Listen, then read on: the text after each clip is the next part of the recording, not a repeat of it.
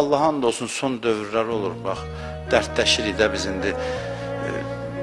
Hər evdən dinləyirlər, baxırlar, müxtəlif evlərdən müzakirə edir də bizə lazım olan məsələlər. Deyirlər ki, filan şeyə cavab ver. Görürəm ki, bəzi insanlar üçün çox sadə məsələ mürəkkəb görünür.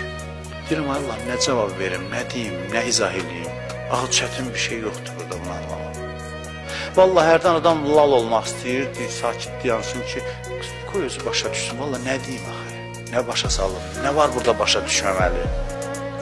Nə üçün belə olur? Bəzən şəffaf məsələlərdə ağlın sözünə qulaq asmır, əməl etmir, ağıl gəlir, işdən düşür, görmür, sadə şeyi görə bilmir.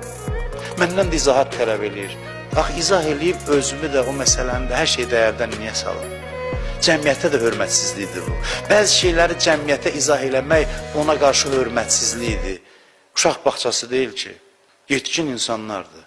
Zəhmət çəksin, ağlını işə salsın, başa düşsün. Niyə görə filankəs müdafiə olunmalıdır? Niyə görə? Hər şeydə elə hər məsələni açıb aşkar qoyasan, qoymayın cəmaat azsın, cəmaat zəhmət çəksin az.